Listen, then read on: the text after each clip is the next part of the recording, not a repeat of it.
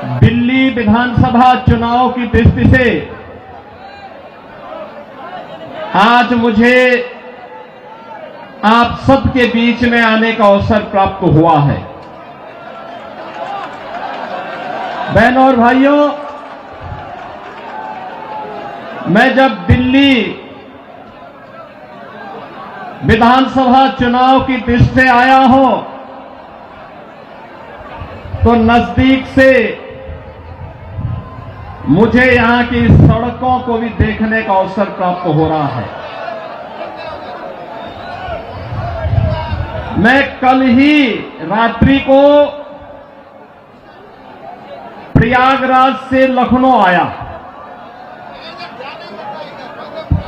उत्तर प्रदेश में प्रयागराज की धरती पर इस सदी का पहला महाकुंभ का आयोजन पूरी भव्यता के साथ हो रहा है। आप अनुमान करिए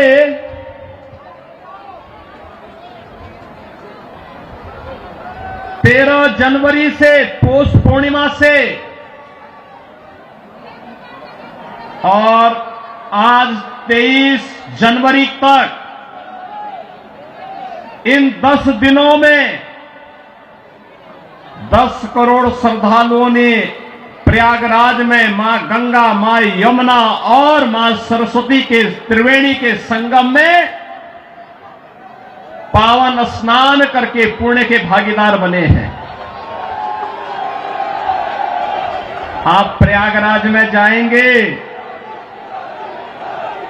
तो अच्छी शानदार सड़कें मिलेंगी, कहीं गंदगी नजर नहीं आएगा, बिजली पूरी मिलेगी,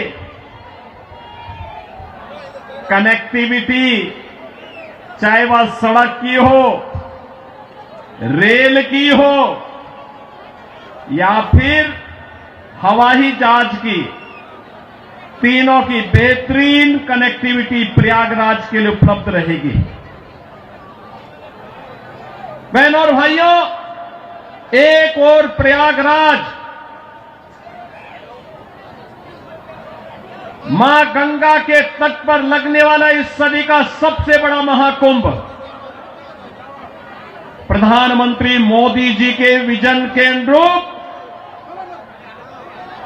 देश और दुनिया से आने वाले श्रद्धालुओं को न केवल आकर्षित कर रहा है बल्कि पुण्य का भागीदार भी बना रहा है। नमामि गंगे परियोजना के बाद मां गंगा की अविरल और निर्मल धारा का दर्शन देश और दुनिया कर रहा है, संगम में स्नान कर रहा है। कल आपने देखा होगा उत्तर प्रदेश सरकार के मेरे सभी मंत्रीगण 54 मंत्री मेरे साथ प्रयागराज के संगम में एक साथ डुबकी लगाए हैं, एक साथ डुबकी लगाए हैं, पुण्य के भागीदार बने हैं। हम सब सौभाग्यशाली हैं कि देश और दुनिया से आने वाले श्रद्धालुओं की सेवा करने का इस महाकुंभ के बहाने हमें अवसर मिला और उत्तर प्रदेश को नजदीक से देखने का अवसर इन सभी पूज्य संतों को, श्रद्धालुओं को प्राप्त हो रहा है। बहनों और भाइयों, अगर एक मुख्यमंत्री के रूप में मैं और मेरे मंत्रीगण प्रयागराज के संगम में स्नान कर सकते हैं तो मैं पूछना चाहता हूं, दिल्ली में आम आदमी पार्टी के अध्यक्ष से अरविंद केजरीवाल जी से मैं पूछना चाहता हूं, क्या यमुना जी में वह भी अपने मंत्रियों के साथ जाकर के स्नान कर सकते हैं क्या?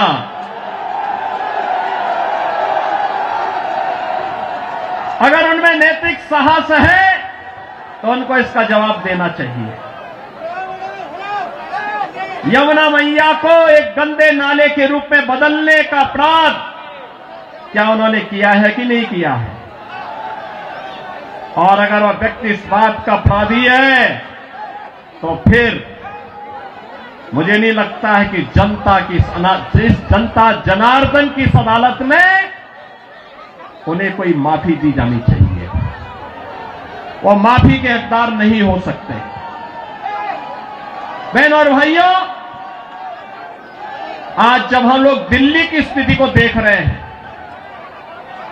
ये राष्ट्रीय राजधानी है और राष्ट्रीय राजधानी में एनटीएमसी के क्षेत्र को छोड़ दें, शेष दिल्ली में क्या स्थिति है सड़कों की, शेष दिल्ली में क्या स्थिति है सीवर की, शेष दिल्ली में क्या स्थिति है स्वच्छता की और क्या स्थिति है पेयजल की। ये बुनियादी सुविधाएं होती हैं, ये बुनियादी सुविधाएं होती, हर नागरिक का अधिकार होता है इन सभी सुविधाओं पर। याद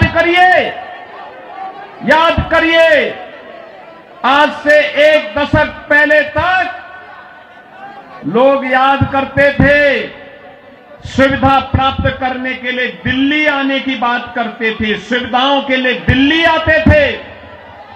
अच्छी सड़क देखनी हो, मॉडल देखना हो, मेट्रो का मॉडल जो सरदेव अटल बिहारी वाजपेयी जी ने प्रारंभ किया था, उसे देखने के लिए पूरा देश दिल्ली आता था।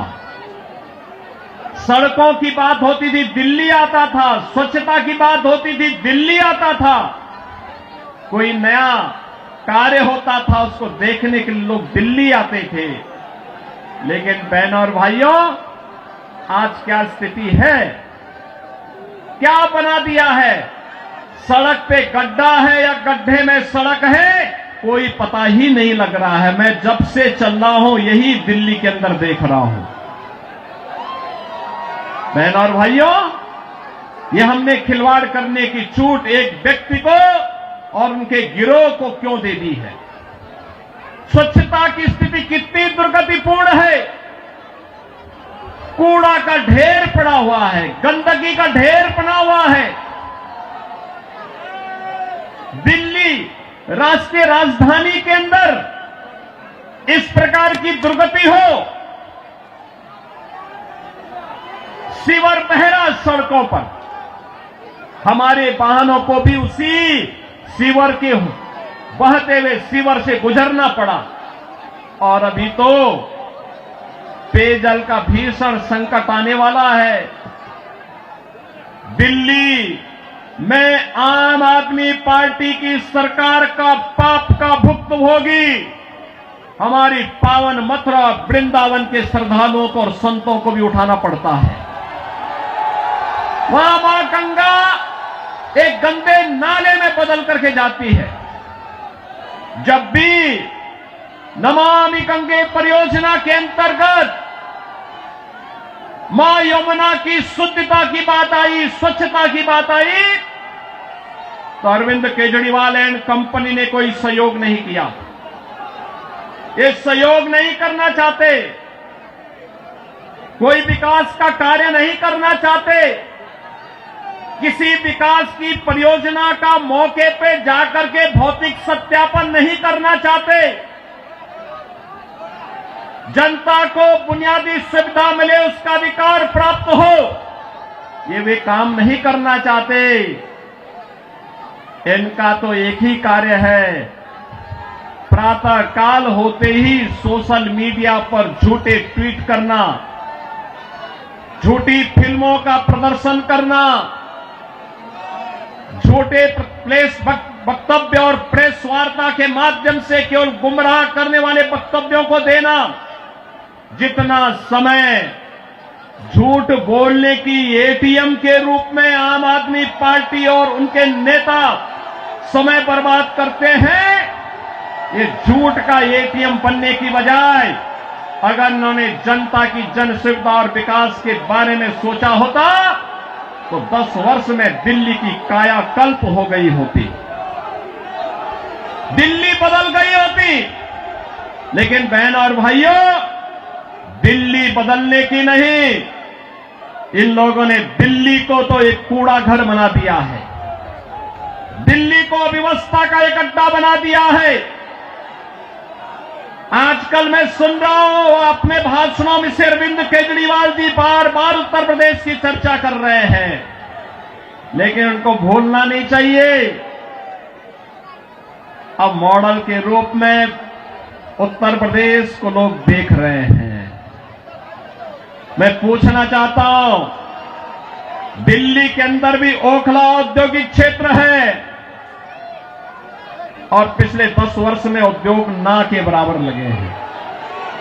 कोई सुविधा नहीं,